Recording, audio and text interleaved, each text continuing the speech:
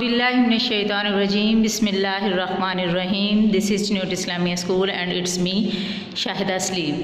Now it's time to your Urdu class. तो बेटा आप लोगों का जो आज का उन्वान है वो है तफ़हीम इबारत. तो तफ़हीम इबारत क्या है हम इस पे बात करेंगे. उससे पहले हम तदरीसी मकासद को डिस्कस कर लेते हैं. बच्चों को इस काबिल बनाना कि वो तफ़हीम इबारत का मायने व मफ़हूम जान सकें, मुश्किल अल्फाज के मायने लिख सकें, इबारत को सादा फ़हम बना सकें, यानी आसान लफ्ज़ों में बयान कर सकें. अब देखते हैं कि तफ़हीम इबारत का मायने क्या है. उसकी जांच पड़ताल करना, समझ बूझ रखना, गौर व फ़िक्र करना, शऊर रखना, उस बात को समझना.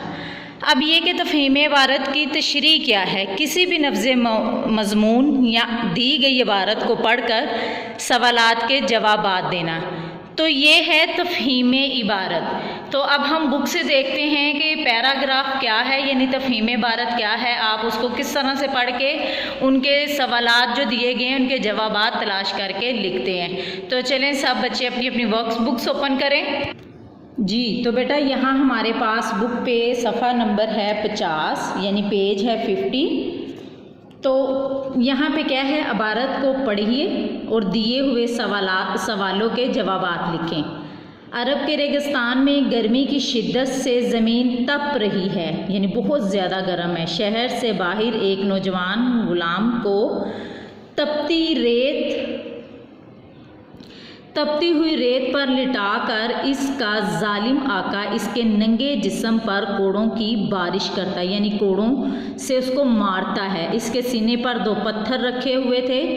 गुलाम कोई शिकवा या फरियाद नहीं कर रहा था, सिर्फ यही कह रहा था कि अल्लाह एक है. इसके आका को इससे चिढ़ थी. वो तो चाहता था कि इसका गुलाम बुतों की पूजा करे. गुलाम किसी कीमत पर अपना ईमान छोड़ने पर तैयार नहीं था.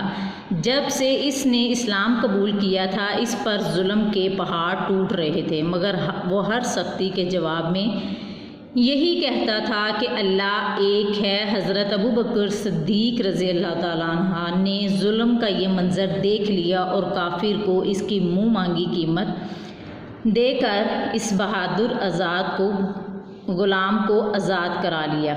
ये गुलाम हज़रत बिलाल हबशी थे जो पैदाइशी गुलाम थे.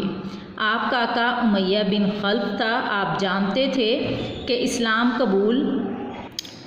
तो बेटा इसी तरह आपने ये पैरा अच्छी तरह पढ़ना है, रीड करना है. तो आप लोगों ने ये जो सवालात दिए गए हैं इसी पैरा में से इन सवालात के जवाबात तलाश करके लिखने हैं. आपकी बुक का पेज है 50 एंड 51.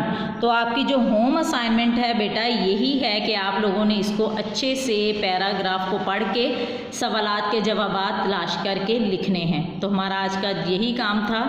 अपना ख्याल रखिएगा, पढ़ाई पर तवज्जो दीजिएगा. ओके जी, टेक केयर, अल्लाह हाफिज़.